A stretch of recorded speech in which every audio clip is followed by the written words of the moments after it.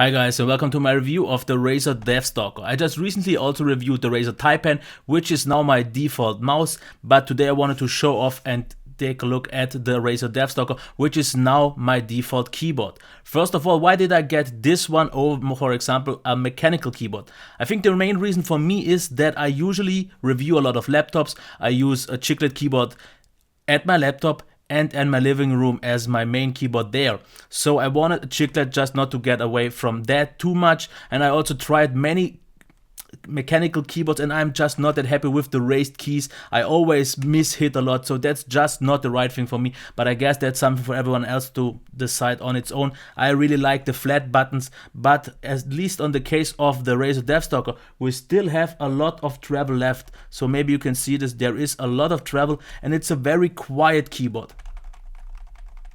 As you can see, really quiet. It doesn't really make too much noise, which is nice because if I type a lot, I like this. And why I got a full-size keyboard is the reason, since I'm planning to use this in my office when I will be edit all my videos. I wanted a numb keypad that just makes typing faster, and I have this armrest that makes typing actually a lot more comfortable than I expected it to be. It is a little bit sometimes sticky because, as you can see, it's kind of like glossy but still a little bit like perforated plastic. So it's not sticky at all times, but you can slide over the buttons. So I really like it. It's comfortable. It could be maybe a little less sticky, but other than that I like it a lot. The keyboard layout is nice. The size okay. Yes, you can see it is quite a big one.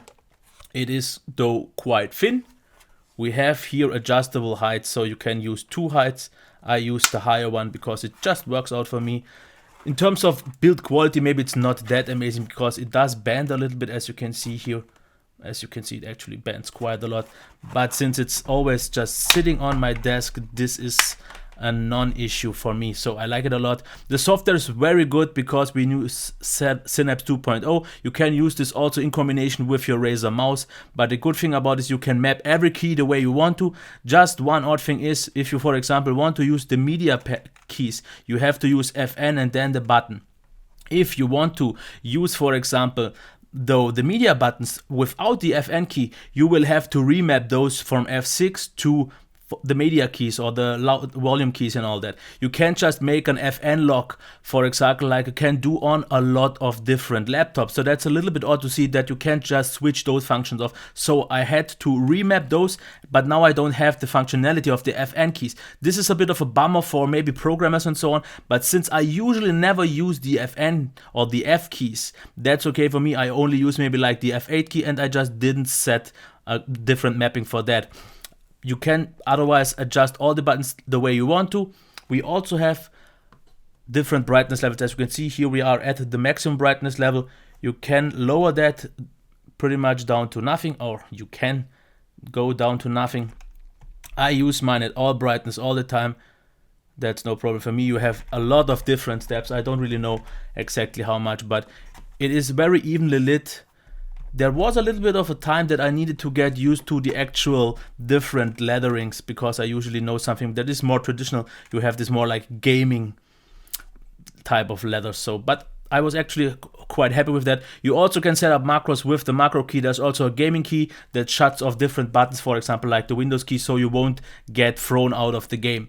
So overall, I gotta say, this is the one keyboard that I've looked for. I can type on it very comfortably for a very long time. It is quiet, has a really nice backlight. I would wish for different colors though, but that's what the chroma is there for, which is a lot more expensive. So because I would have preferred just something like a white light, but green, actually I got used to it very easily, very quickly.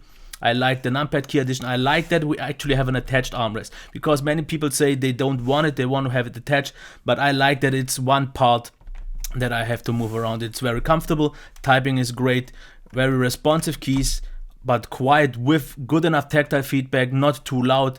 So I definitely give it my highest recommendation for what I needed to. I can't really compare if it's that great for gamers, because I think a gamer will always choose a mechanical keyboard. But if you maybe come from typing on a laptop a lot, I think this will be a great transition.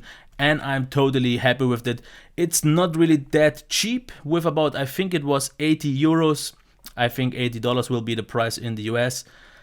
quite hefty. I think I would have wished for at least something like 60, but I don't regret spending the money because I noticed that I can type a lot faster than ever before with a lot more, or I mean a lot less mistakes than I did ever before. So fully satisfied, fullest recommendation for what I needed to. If it's the right one for you is, I guess, something that you have to decide.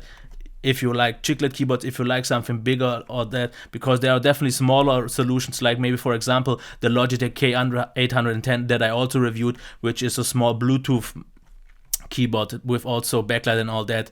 But I wanted this additional keys, really nice. So if you work on a desk a lot, this definitely enhances your workflow a lot.